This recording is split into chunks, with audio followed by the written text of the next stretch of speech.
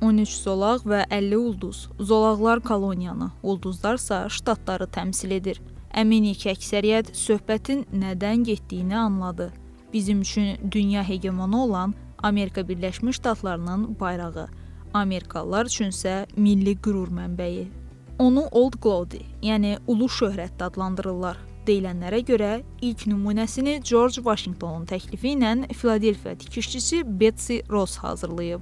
Birinci dəfə 1777-ci il avqustun 3-də Fort Stanwixdə ingilislərlə döyüşdə dalğalandırılıb. Ştatların sayı artdıqca bayraqdakı ulduzların sayı da artıb. Ümumilikdə bu dövlət atributu 27 dəfə dəyişdirilib. Müasir ABŞ bayrağının müəllifi isə məktəbli olub. Onun dizaynına görə 17 yaşlı Robert Heft ev tapşırığından 4 alıb. Lakin prezident Eisenhower Heftin dizaynını bayraq kimi seçdikdə müəllim qiymətə düzəliş edib.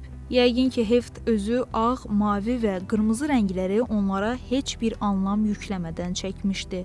Lakin illər sonra Konqresin katibi Charles Thomson bu rənglərin mənasını simvollaşdıracaqdı. Ağ saflıq və məsumluq, qırmızı cəsarət və şücaət, mavi isə sayıqlıq, əzmkarlıq və ədalət. Amerika qanunlarına görə Konqresdəki bayrağı almaq mümkündür. Qiymət isə parçanın ölçüsünə görə dəyişir. Bu dövlət atributu ilə bağlı xüsusi qanun da var, Bayraq Kodeksi. ABŞ bayrağı heç vaxt yerə toxundurulmamalıdır. Bu qızıl qaydanı olimpiyada və digər mərasimlərdə də izləmək mümkündür. Yerə dəyən bayraq istifadə edilə bilər.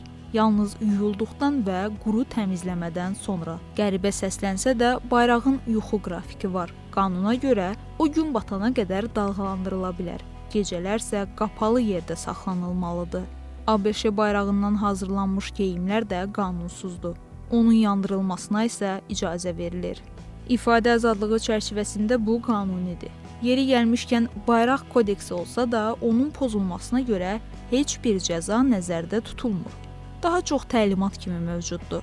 Odur ki, bayrağı qaranlıqda dalğalandırsanız və ya geyiminizdə bu atributun təsviri olsa, heç kim sizi həbs etməyəcək. Əgər bayraq köhnəlibsə, onun üçün ən ləyaqətli son yanmaqdır. Bunun üçün hərbiçilər müntəzəm olaraq bayraq yandırma mərasimləri də keçirirlər. ABŞ bayrağı qarşısında sayğı önəmlidir. Ona baxanda əllər beldə olmamalıdır. Ediləcək düzgün hərəkət sağ əli ürəyin üzərinə qoymaqdır.